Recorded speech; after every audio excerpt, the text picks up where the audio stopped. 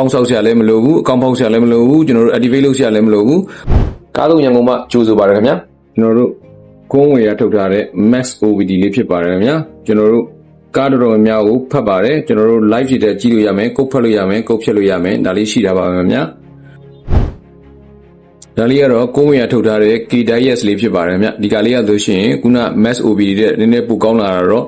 ကုတ်ဖတ်လို့ရမယ်ကုတ်ဖြတ်လို့ရမယ်ဒါပြင်ကျွန်တော်တို့ actuation test လေးပါလုပ်လို့ရတဲ့ set ကလေးဖြစ်ပါတယ်ဒီ set ကလေးတွေရဲ့အားသာချက်ကတော့ကျွန်တော်တို့ဒီကောင်လေးဆိုရှင်ကျွန်တော်တို့အကောင့်ဆောက်ဆရာလည်းမလိုဘူးအကောင့်ဖောက်ဆရာလည်းမလိုဘူးကျွန်တော်တို့ activate လုပ်ဆရာလည်းမလိုဘူးဖုန်းထဲမှာ software လေးသွင်းမိတာနဲ့သက်ဆိုင်ရာကား software လေးကို download လုပ်ပြီးတာနဲ့တခါတည်းတန်းသုံးလို့ရတဲ့ set မျိုးစားတွေဖြစ်ပါတယ်ခင်ဗျနောက်တစ်ခုကတော့ကျွန်တော်တို့သုံးမှုတဲ့လူတွေအများတန်းသုံးနေကြတဲ့ကျွန်တော်တို့တင့်တိုက်ရိုက်လေးဖြစ်ပါတယ်ခင်ဗျ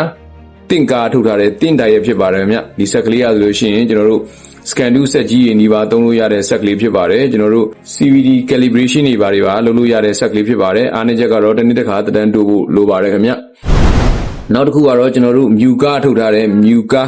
BD 200 max လေးဖြစ်ပါတယ်ခင်ဗျဒီ set ကလေးတွေဝယ်ရင်တော့ကျွန်တော် discount ပေးမယ်လို့စဉ်းစားထားပါတယ်ခင်ဗျနောက်တစ်ခုကတော့ကျွန်တော်တို့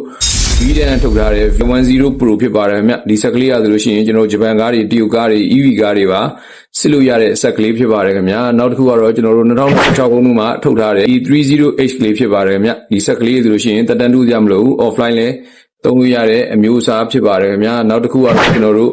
30M လေးဖြစ်ပါတယ်ခင်ဗျသုံးမှုတဲ့မိတ်ဆွေတို့များကြိုက်တွေ့ကြတဲ့ set ကလေးဖြစ်ပါတယ်ခင်ဗျဒီ set ကလေးတွေကိုဝယ်ယူခြင်းနဲ့ဆိုလို့ရှိရင်တော့ကျွန်တော်တို့ကားတို့ရန်ကုန်ဖုန်းနံပါတ်ဖြစ်တဲ့3993388343မှာဆက်သွယ်ရေးဝယ်ယူနိုင်ပါတယ်ခင်ဗျအားလုံးကိုကျေးဇူးတင်ပါတယ်ခင်ဗျ